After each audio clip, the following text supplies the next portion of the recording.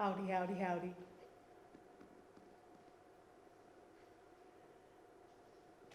I never saw you here before. Have you ever been here? I remember you with all that hair. I remember that face. Yes, sirree, I come here all the time. Yes, ma'am, every day.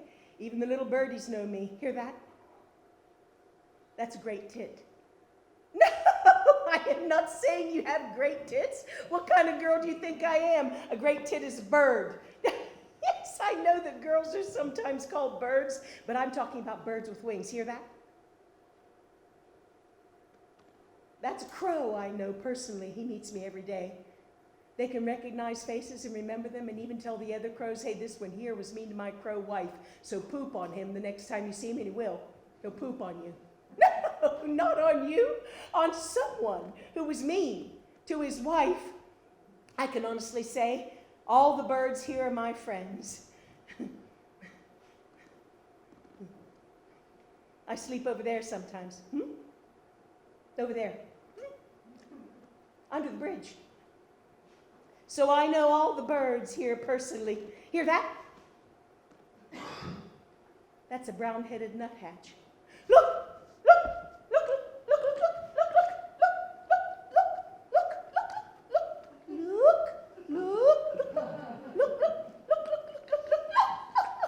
You missed him.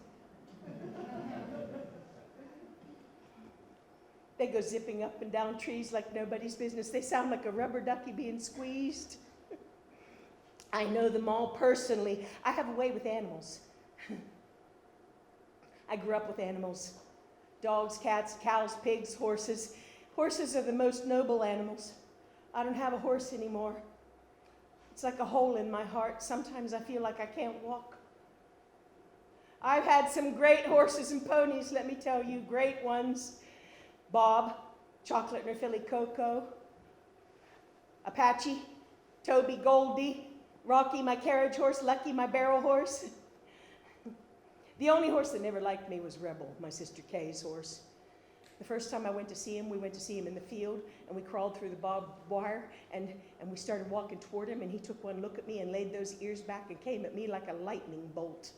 I backed up as fast as I could. Never turn your back on a charging horse. But at the last minute, I turned to go back through the fence, and he ran over me and bit me here.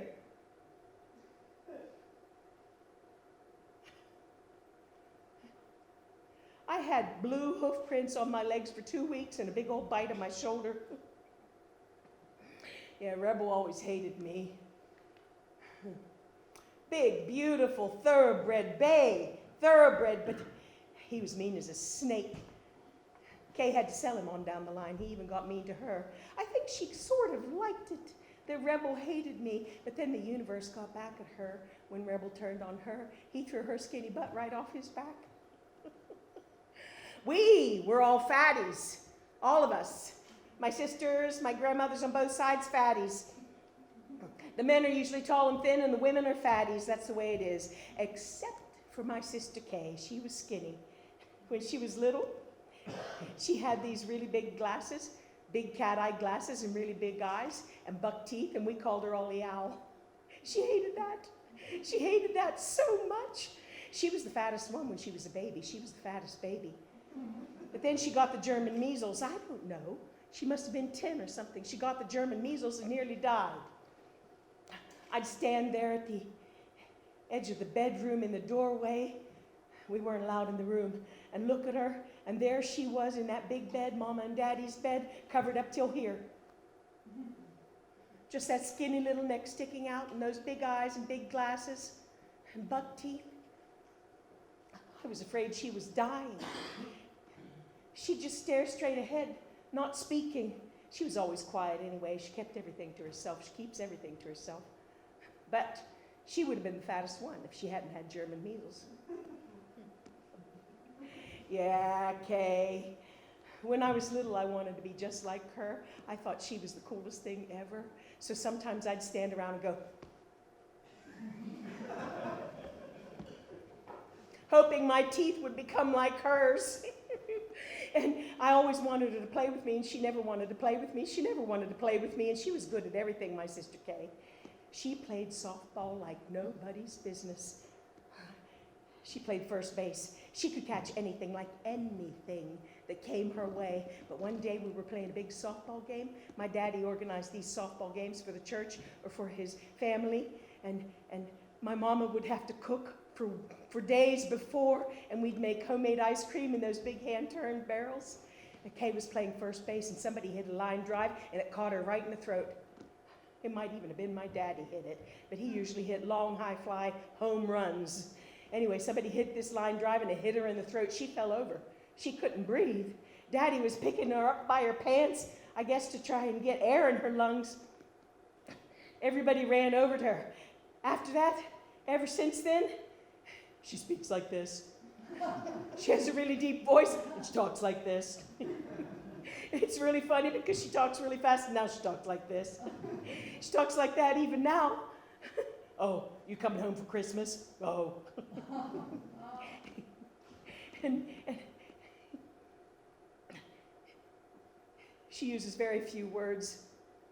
Just recently, her husband died. And I said, okay, that must be so hard. Must be so hard on you. Because they did everything together. They rode horses together, rode motorcycles together. They were inseparable. And she has that big piece of property and all those animals. I don't know what she's doing, how she's managing. Anyway, I said, okay, it must be really, really hard. And she says, it is. I said, you must really, really miss him. She said, I do. Yeah, a woman of few words. Kay. When we were little, I'd say to my mama, make Kay play with me. She won't play with me. Make Kay play with me. And she'd make Kay play with me. And Kay would say, all right.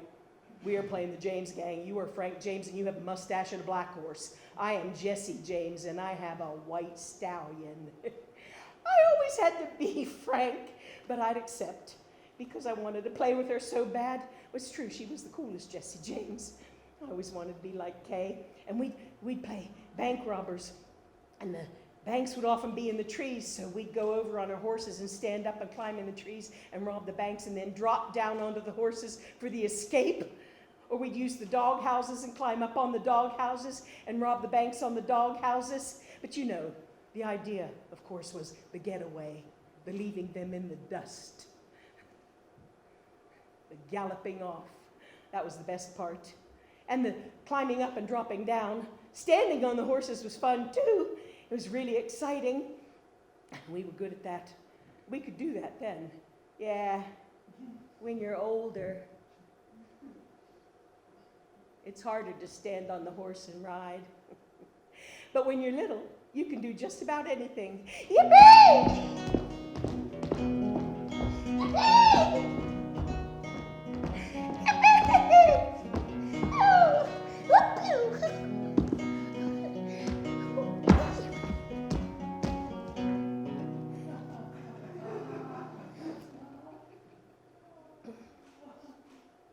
I was really little. I could barely speak. I had just a few words. Kitty, doggy, horsey, moo, cow, bunny. We were in the old house, the old chicken coop house, this old chicken coop that my daddy converted into a real house for his growing family. At that point, 2 daughters. He dug out under this chicken coop and made a basement and converted that chicken coop into a house so that we would have somewhere to live, because my mama couldn't stand living with my grandmother anymore, his mother. But unfortunately, Grandma DeVoe lived just up there and could see right down into that chicken coop house.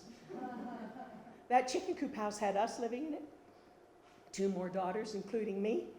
And then my sister Pearl lived in it, and her kids grew up in it. And then my cousin Sue Lynn lived in it, and her kids grew up in it. She still lives in it, though she's crazy as a pet coon. That little chicken coop house that my daddy converted into a real house. Can you believe it? He, by hand, dug out under that chicken coop and created a foundation and made a basement with a shovel. He could do anything. I'd play in that basement while my mama did her work. She had her wash tubs down there. I had a tricycle down there. She had those big washer wringers, you know, with the big ringers on them where you could wring the clothes out like this. And I'd wheel around on that tricycle. I was 2. Anyway, one time, I was on the linoleum floor in the kitchen, which was upstairs. It was tiny. That house was tiny. It was just a chicken coop. It was tiny. That's why my daddy had to build my mama a new house, because Kay came along, and then I came along, and then the house was really too small. Because the 3 older girls were in a bedroom in bunk beds, and I was in a bassinet in my mama and daddy's room, and that couldn't go on for very long, for obvious reasons. If my daddy wanted to do his business to my mama and a baby started a-bawling.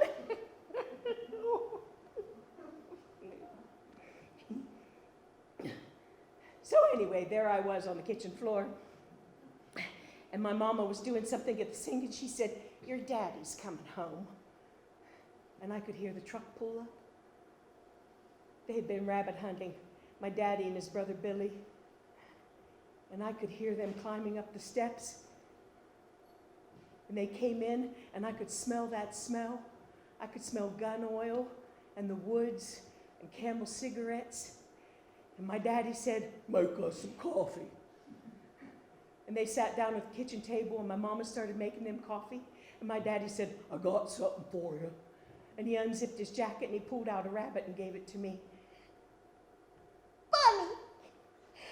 I was thrilled. I was hugging that rabbit and caressing that rabbit and petting that rabbit. And they were laughing.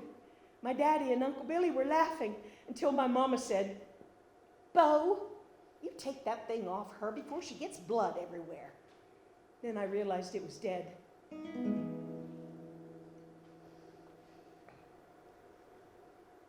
When I got older, we'd go riding. There were a bunch of kids on the road where I lived. We all had horses. They had horses. We all had horses. So we'd be like 10, 15 of us galloping at full tilt, necks straight, tails flying across the fields. We played Gunsmoke, you know, the TV Western. For example, Dodge City would be under the trees. The doghouse would be the bank. The stables would be the jailhouse. And if you tied a rope to your saddle and pulled a log, that was a stagecoach coming into town.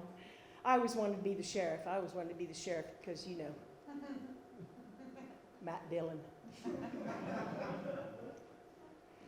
I was Matt Dillon. Even when I was 2, I'd stand with my legs apart like this. And I'd be Matt Dillon. I thought Matt Dillon was the cat's meow. We played Bonanza and all those TV Westerns.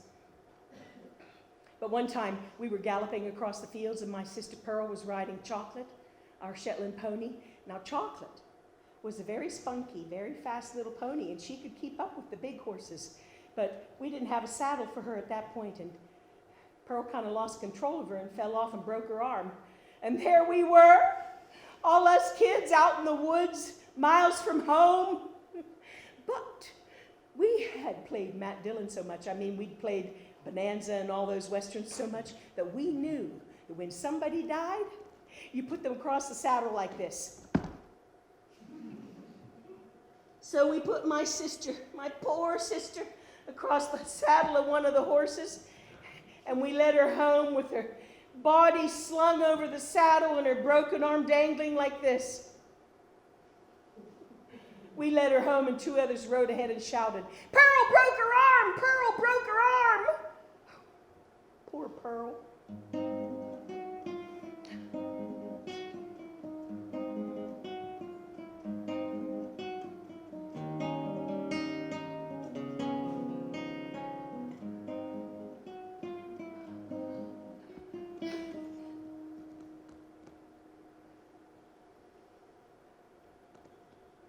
When my mama married my daddy, she gave him a replica Colt 45, a 22 caliber, but a replica Colt 45, just like in the Westerns, Cowboy pistol, but it had 9 shots, 22 caliber. Anyway, He was a dead aim shot with that thing. Dead aim. I saw him shoot the head off a copperhead. I went up to burn the trash. That was one of my jobs when I was little. That was one of my chores when I was about 5. We dug a big hole in the ground, and I'd take the trash up there and light it on fire, yes, at the age of 5, and burn the trash. One time I went up and put the trash in the pit, and there was a huge copperhead in there. We had a lot of copperheads at that time. Of course, I ran back to the house screaming, "Daddy, Daddy, Daddy!" And he came out with that pistol, and he went like this. And the head of that copperhead exploded. It was amazing. First shot. My daddy was very, very good with his pistol. He'd take me rabbit hunting. He'd throw me on the back of the horse, and I'd put my hands in his belt to hold on. First, it was our first very own horse, Bob, but then it was Ted. Ted was the really amazing horse. He bought Ted for my mama. Ted was a standardbred, a big chestnut standardbred, beautiful horse, head high and high stepping. A little too hot-blooded for my mama, actually.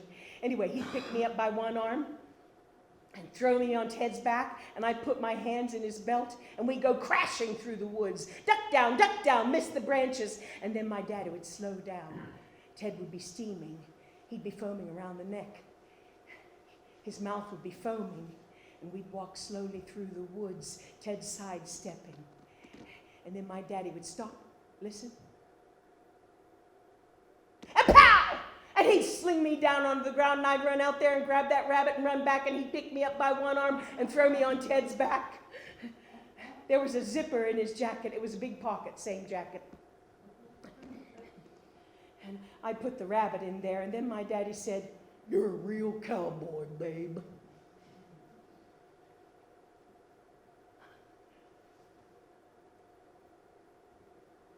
I never felt so proud.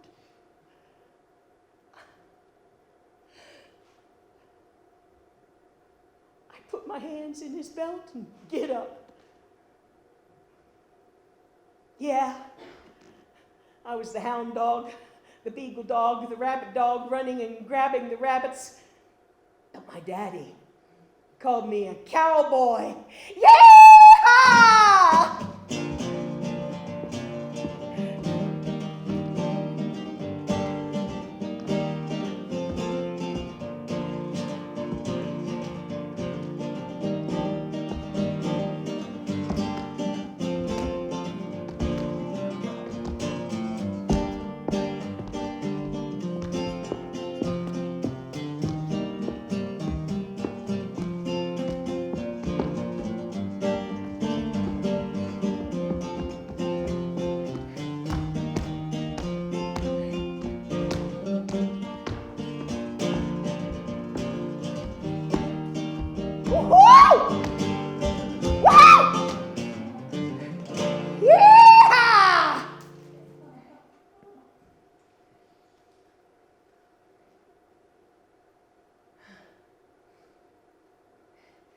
I was talking to my mama not too long ago and talking about chickens. I know a guy who has chickens, and he wanted to kill one. He wanted me to kill it because he didn't have the heart to do it. It was sick. So that chicken wasn't sick at all. I went over there with my axe, and that chicken wasn't sick at all. I said, "Put that chicken down on the ground." And the chicken just strutted away. I said, "She probably ate something disagreeable, that's all." I was telling that story to my mama just here lately, and she said, "Remember the 15? And I'd forgotten about that. When I was little, my sisters were at school, and I was home because I was too young to go to school. And I was still home with my mama. And my daddy pulled up in the truck. He had been working night shift at the mill. He was a welder, I tell you. He could do anything. He came home to eat and go out to work on the ranch. He worked like 3 men, and all the time. Anyway, he pulled up in his truck, and he had 15 chickens in the bed of the truck in cages. He said to my mama, "You fix them chickens up for the picnic tomorrow. You fix them chickens up." all the DeVoes were coming to our house the next day. Well, my mama fed him. We just stood there and watched him eat. He ate so much, my daddy. And then he went in his truck and went out to work on the ranch. And my mama had 15 live chickens to kill, scald, pluck, and cook. And I was helping her. It's true what they say. When you cut the head off a chicken, it bounces around and the head stays alive. We killed all those chickens. We chopped their head off with a hatchet. And then my mama made a big basin of boiling water over the fire and scalded them. We had to pluck all those chickens, and nothing stinks like wet chicken feathers. It's hell's breath. There's this very particular rotten smell, and it sticks to you. We plucked all those chickens, and I'm like 5, and my mama had to gut and cook all those chickens. Poor mama, she wouldn't eat chicken for 3 months. Poor mama. My daddy, he never hit my mama. He knew that she would leave. She was tough as a pine knot, but she obeyed him even so. He never hit her, but he verbally abused her and mentally abused her. One Christmas, she begged for a new dress to wear to church on Sunday. She said, "I look a mess. I look a mess." And for Christmas, he came walking in with a paper sack. He didn't even wrap it up or anything. And he threw these packages on her lap. And he said, "There's your dress." And it was 3 of those dress aprons the women used to wear, you know, to work around the house. That's mental cruelty.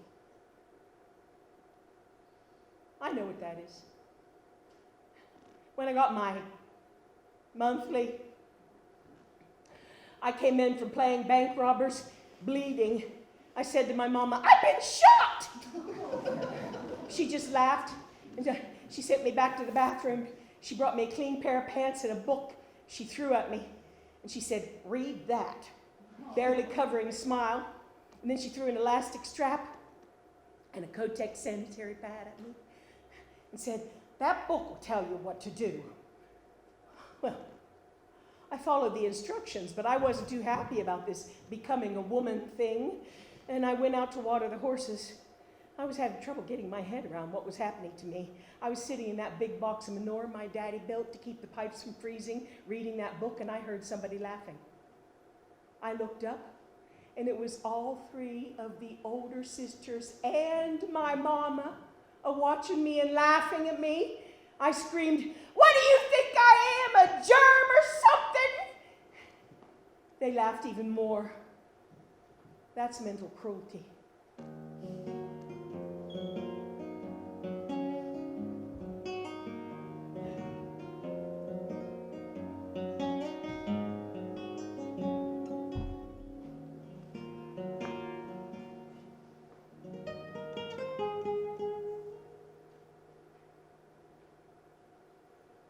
I was fascinated with my daddy's pistol from a very, very early age.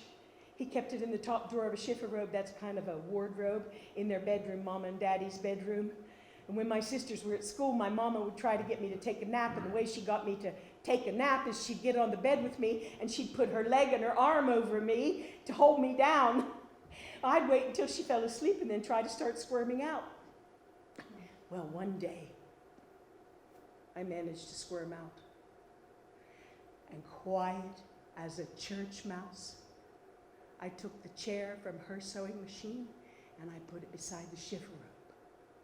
I took a stool and I put it on top of the chair. I took some encyclopedias and I put them on top of the stool and I climbed up.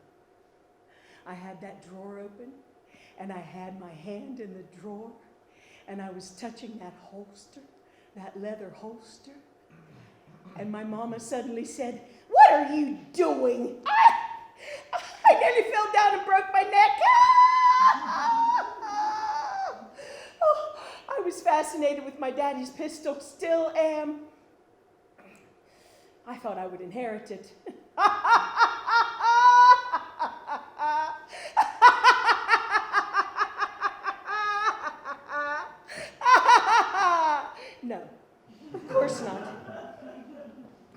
mama said it would go to the oldest grandson. The oldest grandson was to inherit that pistol that meant so much to me. That was the first gun I ever fired. I was 6 years old, and Daddy set up some cans on rocks, and he said, all right, point and shoot. Just point and shoot. Don't think about it. Just point and shoot. So I point and shoot, and of course I missed everything. And he just took that gun off of me, and he went, poof, poof, poof, poof, poof, and those cans went flying. So then he taught me how to lift the pistol until I could get the target in the sight of the gun, and then fire. That was an easy gun to shoot, just 22 caliber, and I got it. I finally got it. I'm a good shot. We are all in the family a good shot. The family.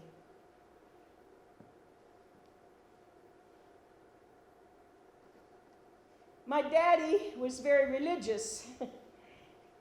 We had to go to church 3 times a week. Rain or shine, sleet or snow, hell or high water. Snow, he'd put chains on the car. Flood, we'd take a roundabout route. Sometimes we'd be the only ones sitting in church in bad weather, except for a couple of townies. In the summer, we had to go to Bible school for 2 weeks in addition to regular church. I never liked it.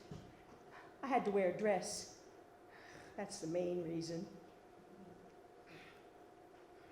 There was a real clear distinction between men and women.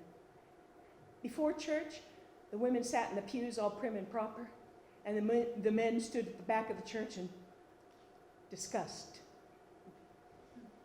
The men prayed out loud and said amen, but the women weren't allowed to. The only good thing was the shape note singing. And that's where I learned to love singing, but no musical instruments allowed. No, a very strict church. Bible class was okay, but I didn't like doing all those things, painting, praying hands, coloring Bible storybooks. Learning songs was okay. But the worst thing was the sermon afterward. The preacher was always angry and yelling, telling us we'd all go to hell for everything. He scared the living daylights out of me with all that hell. I had to sit between my mama and daddy. My mama would try to keep me still. She'd give me little things to do out of her purse to keep me busy. She'd give me a pencil and a gum wrapper, and I'd smooth that gum wrapper out on a songbook and peel the aluminum foil off that wrapper. For some reason, I had the patience for that. But one time, the pencil slipped out of my hand and it rolled under the pews all the way down to the front of the church. It was like everybody just shut up and listened to that pencil rolling. My daddy jerked me up by the arm and dragged me up the aisle. He took me downstairs to a classroom, put me over his lap and pulled down my pants and hit me with his hand, his hard as a rock hand. I screamed. He said, "Shut that up or you get some more." Then he stood me up and pulled up my pants and took me by the hand and said, "Now behave. Quit your crying." We walked back down the aisle, and I had the hiccups from holding in my crying. But Daddy had an almost proud of himself step about him.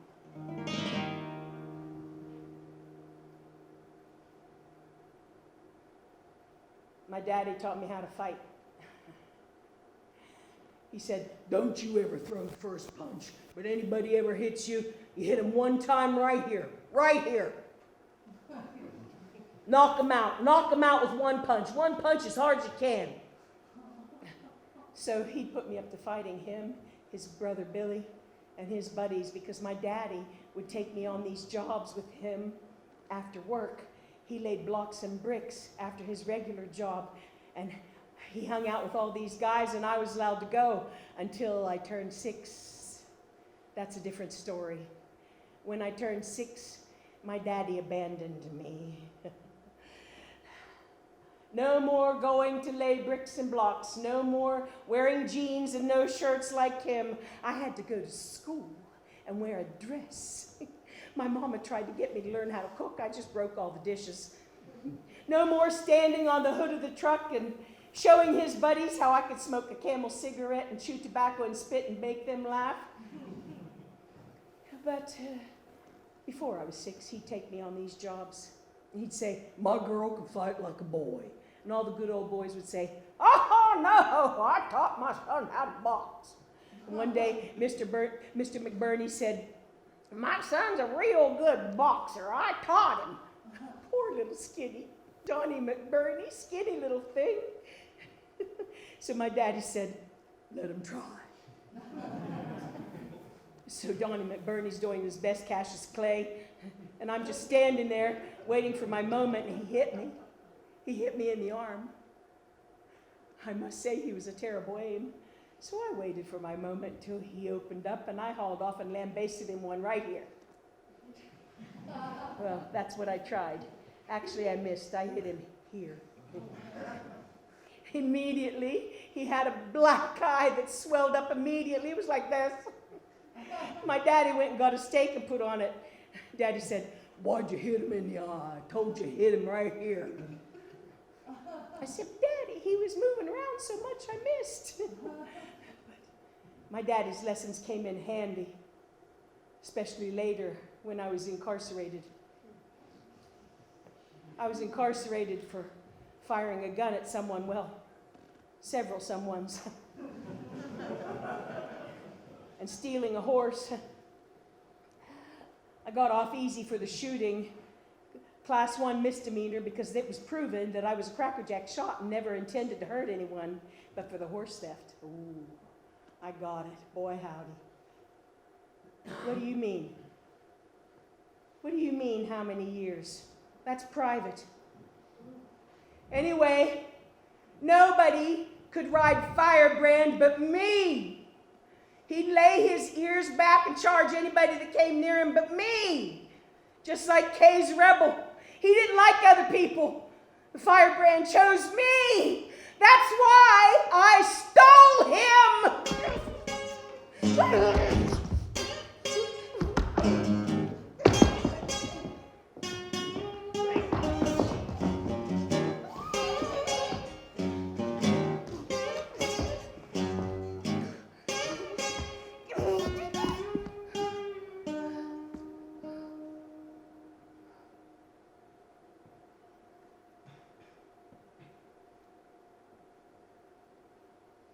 Edna May never liked me. She didn't like me from the minute she was born. Well, I didn't like her either. I'd been the baby for 5 years, and then she came along, and it was not much to my liking. I cannot remember her coming out from the hospital. I cannot remember her being a little baby. I can remember things from when I was 2 years old, but I cannot remember my sister Edna May coming home from the hospital or when she was a baby. Now that's how much it affected me. Well, she didn't like me either. No, sir. To this day, she still thinks I want to be the center of attention. Well, let me tell you, she hated me so much. And I hated all these toys she got. When I was little, I didn't get toys like that. We didn't have enough money. When it was raining, my mama would open the closet in the dining room, which is where the cans of store-bought food were kept, and she'd say, you can play with the cans from this shelf. I'd have a ball. I'd play like I was hunting sharks in the ocean, and I'd glide around that linoleum floor and stack them cans up and roll them around and swim around them. But Edna May got the dolls Jane West and Johnny West. Johnny West and Jane West. And she got the horses, and she got the Jeep, and she got the horse trailer, and she got all this stuff. All I got was a Daniel Boone whose legs wouldn't even move. Just a stiff little figure. I love Daniel Boone, but all I could do was change his hat or put the rifle or the pistol in his hand. And she got Jane West, Johnny West, the horse trailer, the Jeep, the horses, a Palomino, and a black stallion. And she got all this stuff. Well, she also got Barbie dolls. So I took one of those Barbie dolls and stuck an arrow through it. I couldn't stick an arrow through Johnny West or Jane West because they're hard plastic.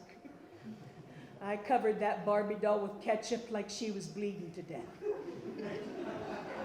I hung her by a noose in the barn and I called, Edna May, Edna May. She came in that barn and saw that Barbie hanging there and she was so mad, she screamed. She picked up a curry comb and slung it across the barn and hit me right here. I have a scar. I have a scar where that curry comb hit me. I bled as bad as the Barbie. Okay. Maybe I deserved it. Maybe. But Edna May was meaner than a striped snake.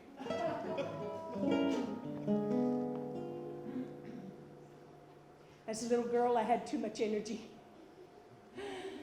So my mama would say, go outside and run around the house 10 times. I'd do it, but I'd come back still ornery. So then she'd ship me off to my Grandma Burnett's, her mama's, to get a break from me.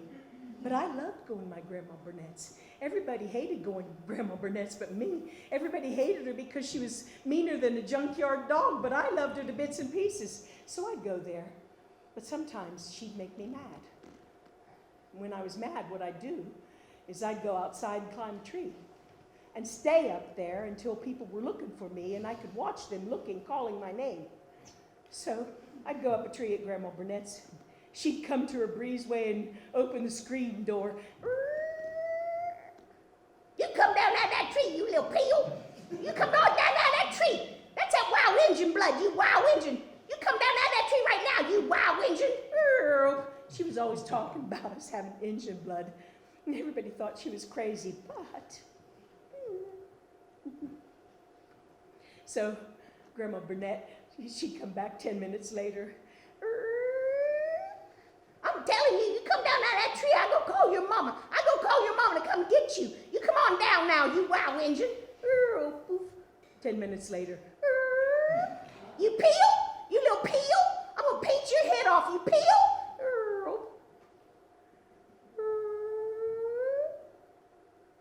You come down out of that tree, I'll make you spinach with an egg on it. Come on down now. Then I would go down because I loved my grandma's spinach with an egg on it, even though I wouldn't eat my own mama's, but Grandma Burnett put vinegar on it. I loved when we went to Grandma Burnett's for Christmas. On the whole, Christmas was never full of good cheer for me. For one thing, I started getting girly stuff I didn't want, like a new crinoline. For another thing, I was obsessed with my daddy's pistol. I was always hoping it would come to me, or that I'd get one just like it. But I wasn't going to inherit that pistol. It's the boys get all the good stuff. This one Christmas at Grandma Burnett's.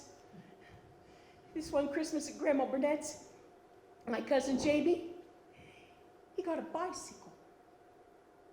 My cousin Billy Bob got an air rifle. I was so excited to open my present then, I ripped the paper off as fast as I could, and it was a Barbie doll. Goddamn Barbie doll. I picked that thing up and I said, what in the world are you people trying to do to me? And I slung that Barbie doll across the room and it hit the Christmas tree and broke a bulb. My daddy took me back to Grandma's room and whipped me good with his belt. After that, I had to sit on my mama's lap until dinner. I wasn't allowed to play with the other kids. After dinner, I had to go to Grandma's room and stay all by myself on Christmas. My bed is dry, it cracks my skin. I twist my own arm to make me climb in. It's a black, black night, I pass all alone. It's a black, black heart that bleeds on the phone. Who cares? Who cares? Who cares? Who lovers and neighbors and whores. It's 4 in the morning, I bleed from my pores. I sit in a corner, wait for morning to stretch. I'll ring up my mother, I'm a wretch, I'll retch. Who cares? Who cares? Who cares? Who cares? I'm a heartless poet, a dancer of stone. I'm a hopeless cynic, a snob, left alone. Who cares? Who cares? Who cares? Who cares?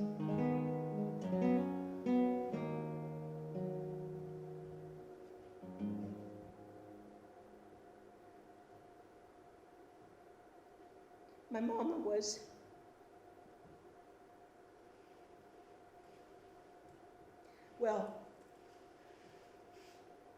my mama was from a very poverty-stricken family. There were 9 kids, and they had no money. My grandfather, Pap, was a brilliant cabinet maker. He made all these homes for the rich people up on the heights. He could have had money, but he was a drunk. He spent his money on other people.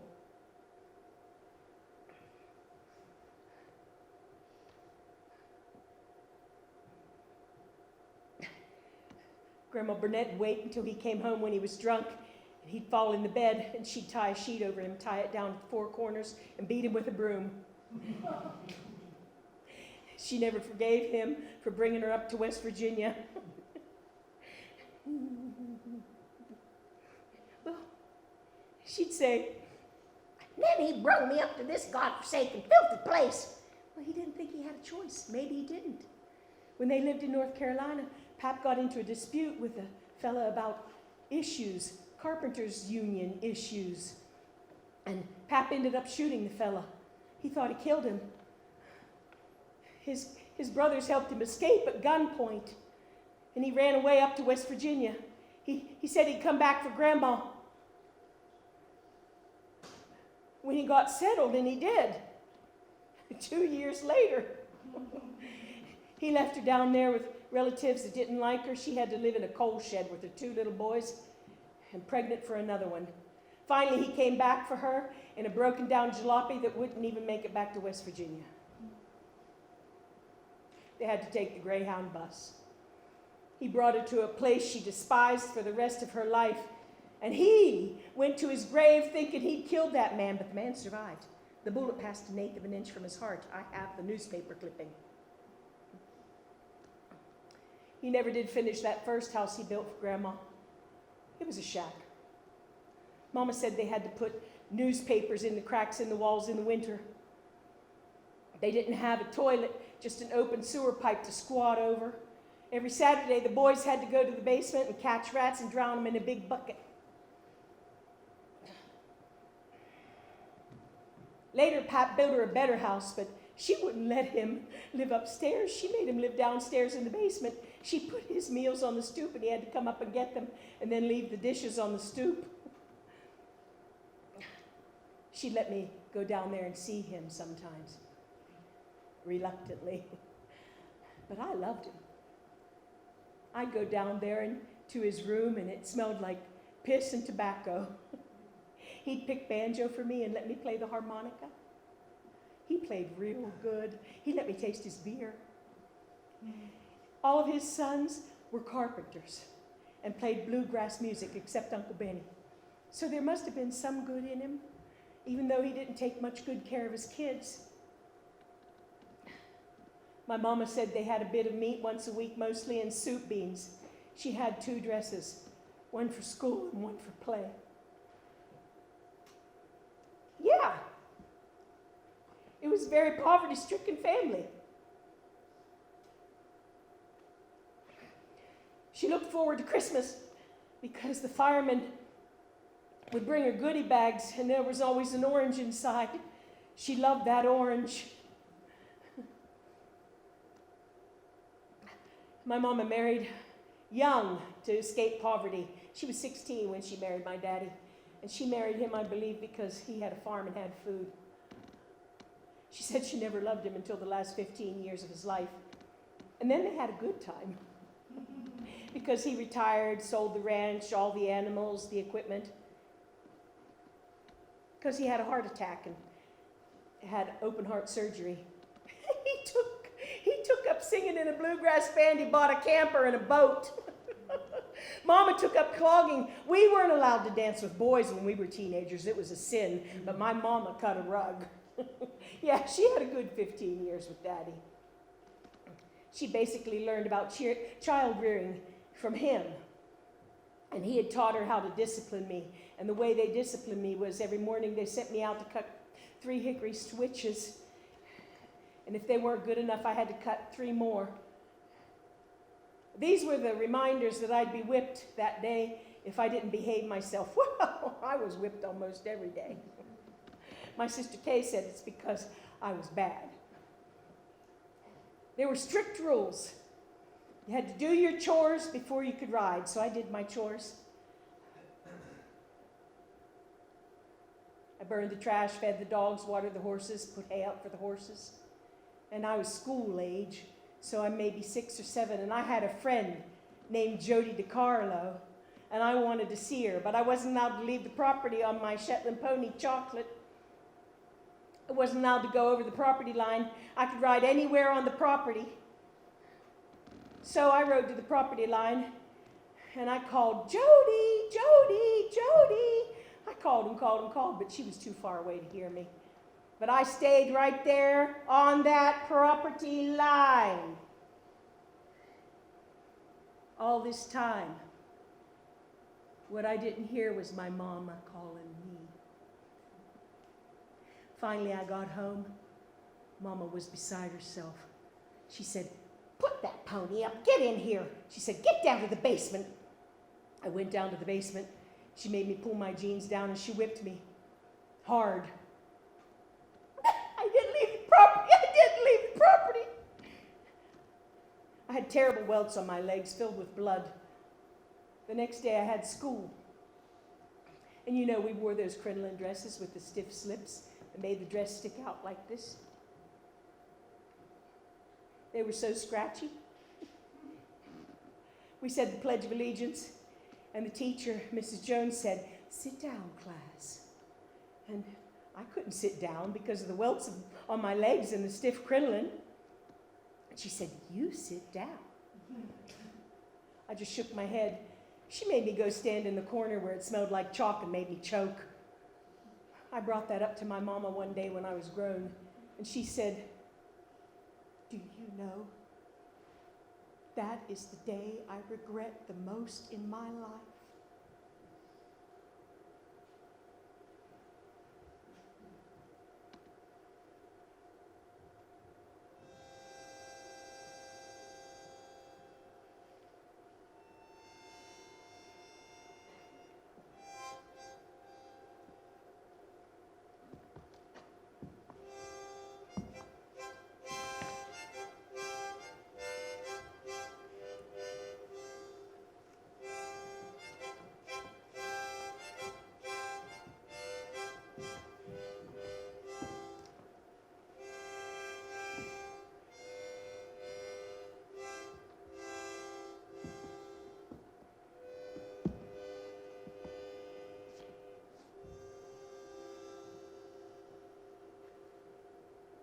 Everybody in the family had guns. Oh, yeah.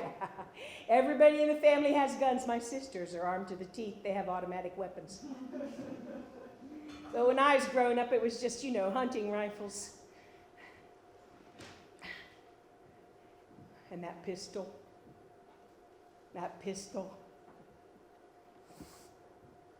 My daddy also had a .22 caliber rifle that belonged to his grandfather, a single shot.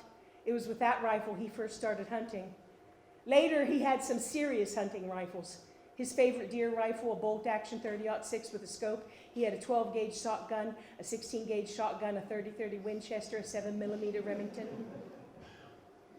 One day he says to Mama, them crows start eating that corn. You stick this gun out powder room window and shoot a couple of shots. Scare them crows off the corn.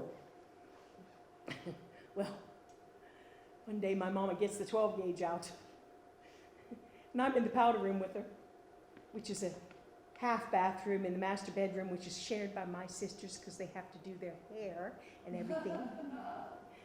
Anyway, she opens the window and she sticks the barrel of that gun out and she shoots, and it threw her back against the wall, scared me half to death.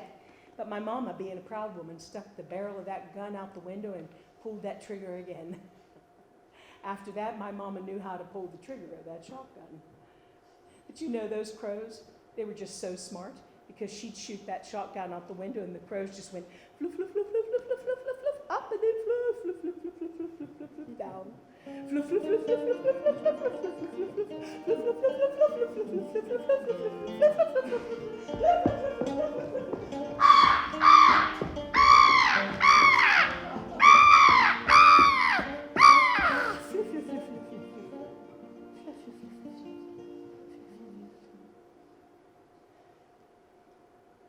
Pearl is the sister who took care of me.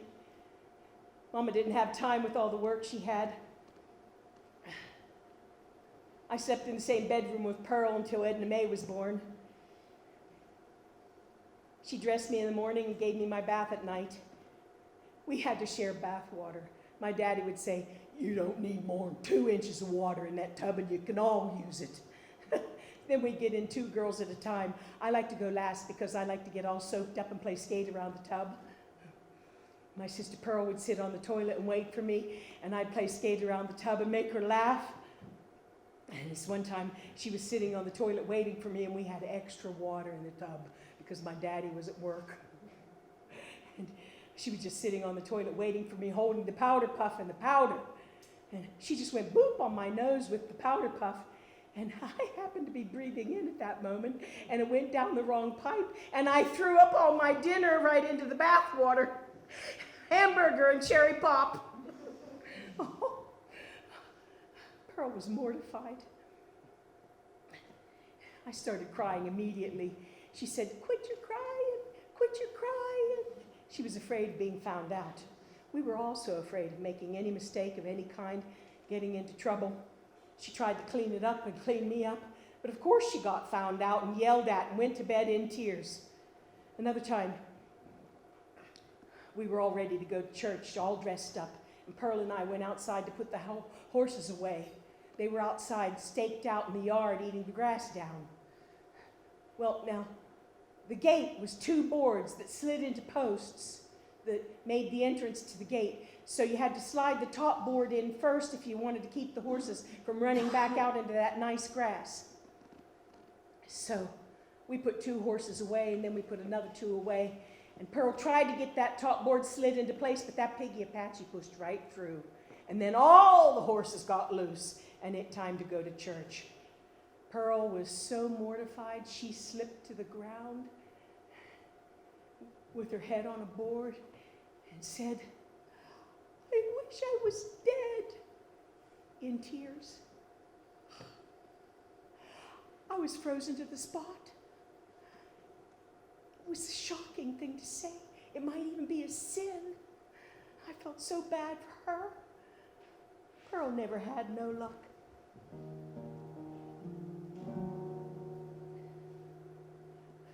One time, now it didn't happen very often, Mama and Daddy both had to be somewhere at the same time.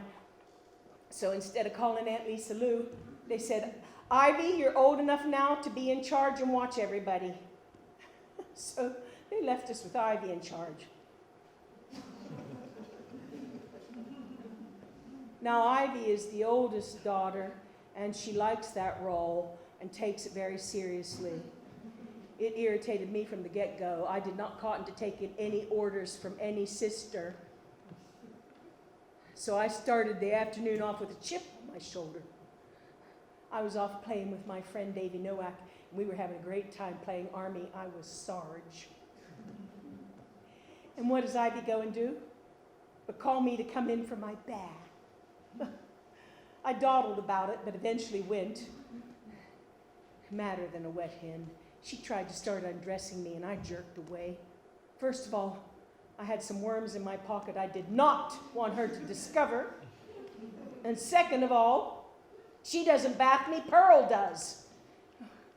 She grabbed me and tried to force me down and pull my jeans off me. And I yelled out, "You bitch!" Oh. We weren't even allowed to say darn. She tried to smack me, but I dodged her. Then she tried to wash my mouth out with soap. I hauled off and punched her one in the eye. Yeah, she hit the floor wailing. Oh, I really did it now. The other girls came running. I was #1, persona non grata. Her eye swelled up as bad as Donnie McBurney's. When Mama and Daddy got home, Daddy put a stake on it. And you can believe it, he winked me with the hickory good.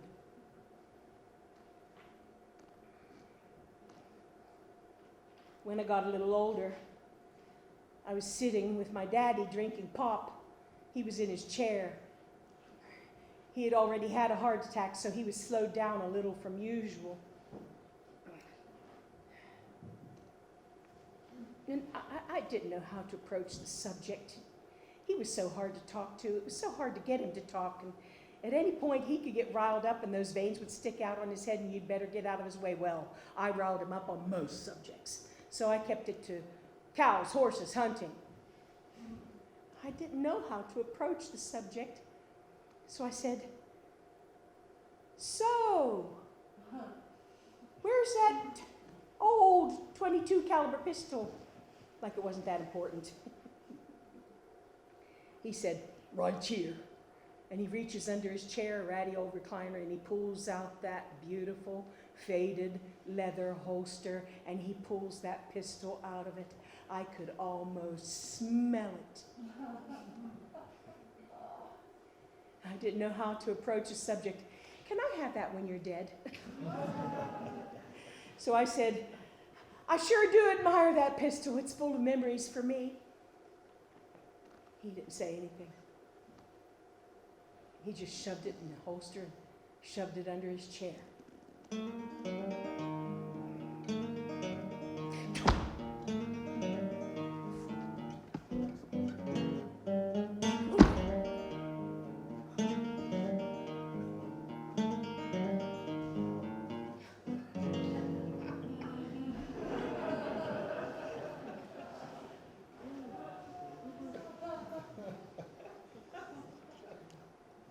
I knew I had to leave my daddy. As much as I admired all his skills, I was starting to hate him for the heavy hand he had with me. As I got older, whippings became smacks in the face and punches. There were a lot of guns laying around the house, and I was afraid he was going to kill me, or I'd kill him. I wasn't exactly friends with my sisters, and my mama seemed like one of the sisters. So I called up my best friends from school, and I ceremoniously handed over all my worldly belongings. My horse knickknacks, some drawings I'd done, some lengths of rope with examples of knot tying, all my things. Except my banjo my pap gave me. All right, I won't lie to you. I took that pistol. I know it was plain thievery. I know it wasn't mine, but I thought I deserved it more than the oldest grandson. I buried it deep in my bag. After that, I walked out the door. He came after me. He half Nelsoned me and tried to drag me back to the house. It was the first time I ever hit him in the stomach. I hit him in the stomach and ran off. Later, my friends told me they called the police on us while we were wrestling. It wasn't the first time somebody called the police on my daddy whipping me. Police or no, I was 16 and I knew I needed to escape. What was going to be marriage, probably that skinny, pimply boy Timmy from church I couldn't stand, and life full of kids and hateful servitude. I hit the road and I hitchhiked up and down the East Coast, singing for my supper and working all kinds of little jobs. I was a target, but I didn't realize it. Yeah, You can get into some sticky situations when you're 16 and alone and in shady company. Sticky. I was too naive. I thought all those men wanted to help me. Hitchhiking was supposed to be sacred. The best was the truckers. They just wanted company, somebody to talk to, and I loved those big old trucks. But you step into a car with a man, and you are asking for it. But I didn't know.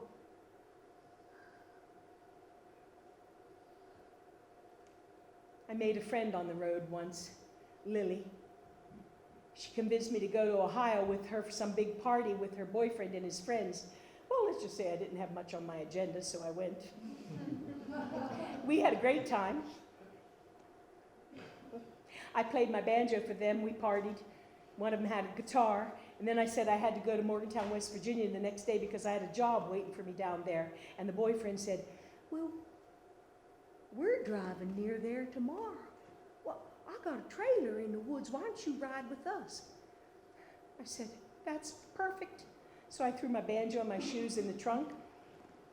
We partied on quarts of beer and joints the whole ride. We were singing and laughing together, and we were hauling ass through the woods.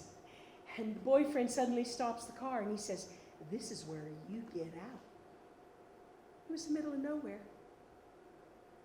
I said, I thought you were going to Morgantown, West Virginia. The other guy hit me over the head and opened the door and pushed me out of the car. I just managed to get my backpack with the pistol in it. They left me in the dust. And they had my banjo and my shoes in the trunk of the car. My banjo, my pap gave me. I walked for miles barefoot. I didn't see any trailer. I got to a road, started hitchhiking. Eventually I got to Morgantown, West Virginia. I was so lost. I didn't know what to do. I had never been so forlorn and angry. I had to get away from all these crazy men. I slept in a lot of trees and ate berries and apples and ramps in the woods. I shot a rabbit or two. The weather was turning cold and I needed a place to live. I knew I needed some kind of permanent employment. I knew I couldn't go on like I was, hopping from little job to little job. So I heard about this rancher who was looking for cowboys. He has a big beef cattle farm out there a ways. Well, if there's one thing I know how to do, it's work the cattle. So I went along to sign up. You should have heard them laughing and whistling at me, the cow boss and all the cowboys. I was the only girl. The cow boss said, what are you doing here, little lady? He looked like the Marlboro Man, just like my daddy. He looked like the Marlboro Man, and he smoked those non-filtered Camel cigarettes just like my daddy did. I said, I come to sign up as a cowboy, he chuckled. I said, I'm good at it. It's the only thing I know how to do, and I can make good cow ponies. Well, I never did hear no girl busting no broncos. Well, I don't bust them. I get them to agree. They nearly swallowed their teeth laughing at that one. Cow boss said, well, I suppose we need somebody who make good pot of coffee. Sign here. I did. I started the next day. I was on the payroll. I'd get paid in 2 weeks.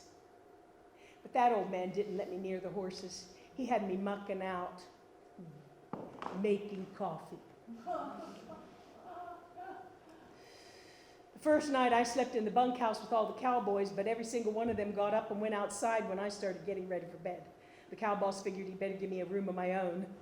So he came with a brush and a broom and a bucket and had me clean out an old part of the tack room. And so I slept there. One day I was watching the Buster Joe with a devil of a stallion named Firebrand. That stallion threw him off every time he got his ass in the saddle. He was trying to wear Firebrand out. Firebrand's sides were heaving. He was foaming. That Buster got off and tied one leg up and left him like that and went to the cantina. There was nobody around. Hello?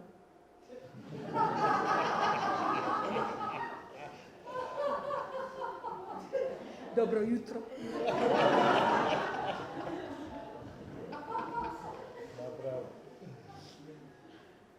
So I eased my way on over to Firebrand, staying well away from the fence, if I may.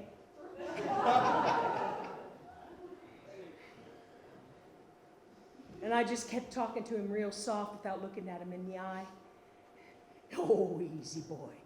Oh, easy. Now look what he's done to you. You're in a fix now. Easy boy. And I just kept talking real soft as I climbed through the fence. Well, y'all can figure out what happened now. Before long, I had that saddle off of him, and I was on him bareback, and he was walking around as pretty as you please. All the cowboys gathered round, and every one of them slapped me on the back except that Buster Joe. After that, I rode with the cowboys.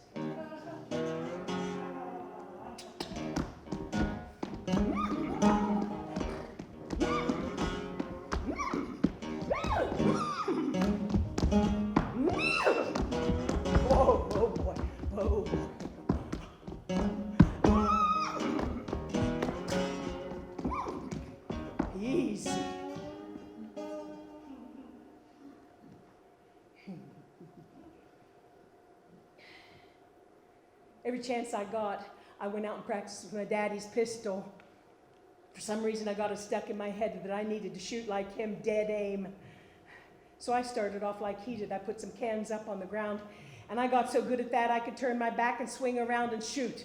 I had to make it harder. So I hung a string in a tree and tied a can to it and gave it a shove, and that thing was swinging around back and forth and in circles, hard to hit, but I got to where I could anticipate the movement. One day, after peeling off a few, I heard a branch crack in the woods. I spun around, and it was Johnny Boy, the youngest cowboy with the pretty long eyelashes and the dark curly hair. He wasn't very big, but he was put together nice. He stuck his hands up like I was going to shoot him. I laughed, and he relaxed. He said, "You sure can shoot." I said, "Yeah, I take after my daddy." "You ride like the devil too. Why, you're the best cowboy on this ranch." "Yeah." He picked a little flower and handed it to me. Then we couldn't look at each other in the eye. He smelled like new mown hay and horse sweat. "Well, I best be going." I just stood there with that flower. No one had ever given me a flower. The next time I went practicing, Johnny Boy was already there sitting in my tree. He jumped down. "I hope you don't mind." He was standing real close to me. He pushed my hair back. I could smell saddle soap on his hands. "Yeah, you can give me a kiss. A little one."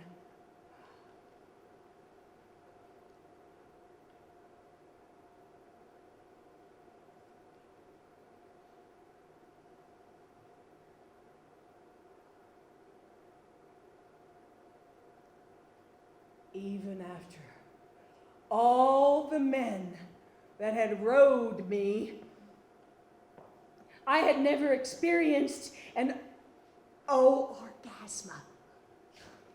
Except when it was my first tender kiss. And I was beginning to think, well, maybe I could have one with Johnny Boy, an orgasm. Something was going on down south.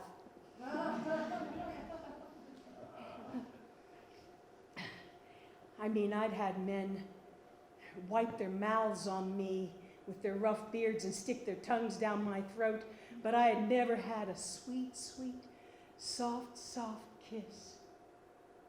And I was feeling thrills like I'd never felt before. And then, well, look here at the two little turtle doves. Randy broke through the woods. Randy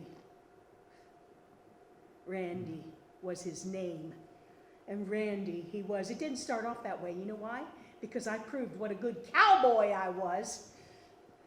But as time went on, I noticed I could feel Randy was looking at me differently. Ever since he saw me with Johnny Boy, he was watching me. I could feel his eyes on me. One day, he took me out to the woods to see a spring he'd found. We got off the horses and tied them to a branch. Then he started talking to me real soft, like he was talking to a horse he wanted to cobble. And then he took me by the back of the neck and slowly pushed me to the ground. I was no match. Not only was he my boss, he was stronger than me. He got me on my hands and knees. He pulled my jeans down and he started poking me. He kept trying to get it in that other place where it doesn't belong. I was able to stop him from doing that, but I wasn't able to stop him from poking me.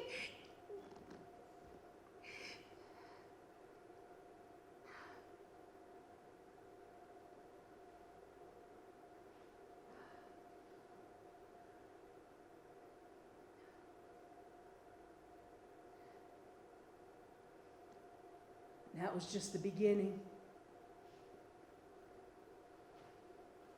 If he ever saw me with Johnny Boy, he'd get madder than a hornet. That was the beginning of a long line of stuff I didn't want happening. Things got tense on the ranch. Johnny Boy wouldn't even look at me. He steered clear of me.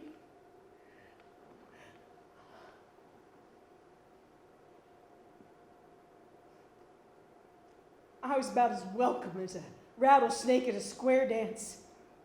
What Randy was doing to me reminded me of what my father did to me when he punished me.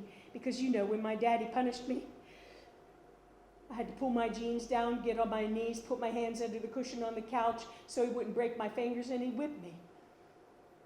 So, you know, the getting down on your knees thing must mean I've been bad.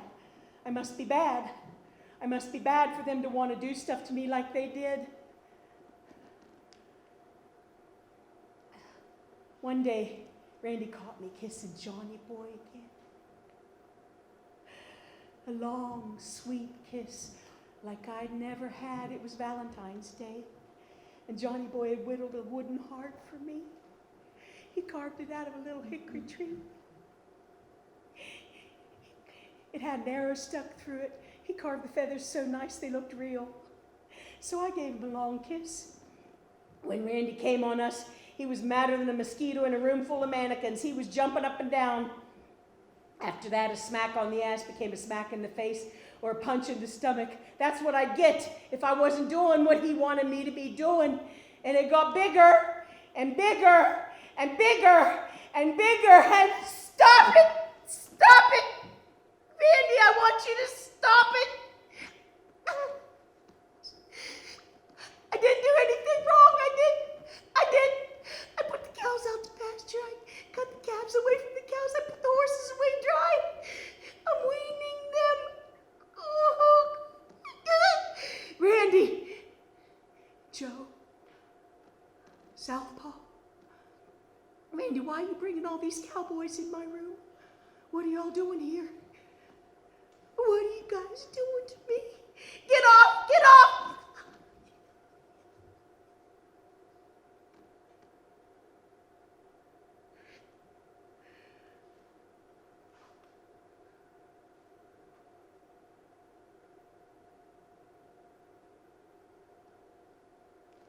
I must have been bad. I must have been real bad.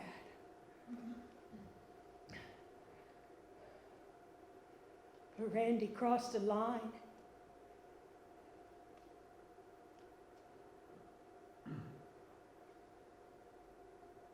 Randy and all the cowboys crossed a line.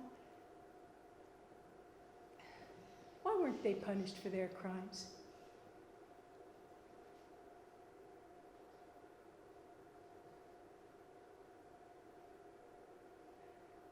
When the big free-for-all was over, I was just in a kind of a trance almost. I went under my bunk and pulled out my strong box and opened it, and there was that pistol. I slid her out of the holster, and I walked outside, real calm and slow.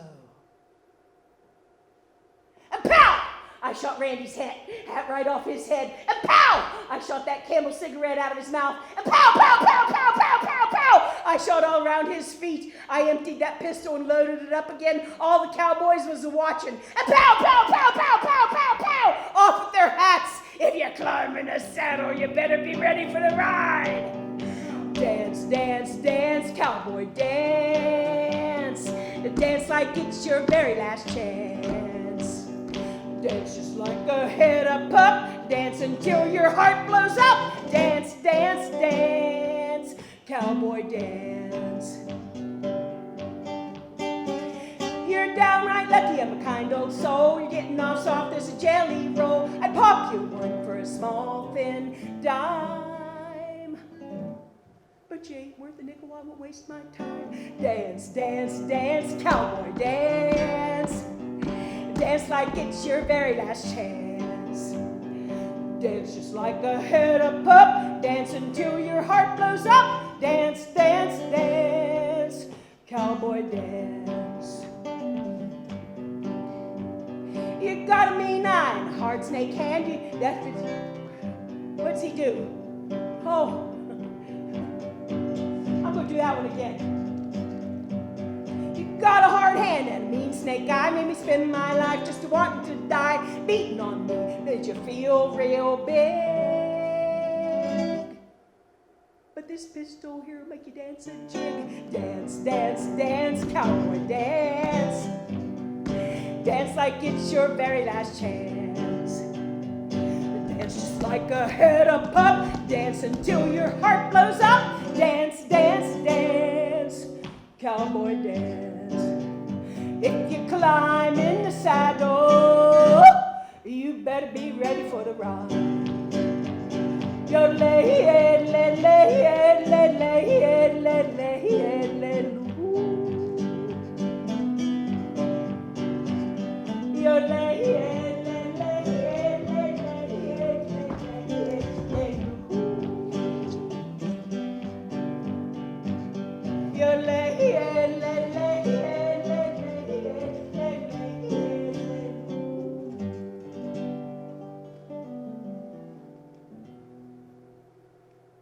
Howdy. I never saw you here before. Have you ever been here? I remember you with all that hair. I remember that face. Yes, sir. I come here all the time. Yes, ma'am, every day. Even the little birdies know me. Hear that? That's a great tit.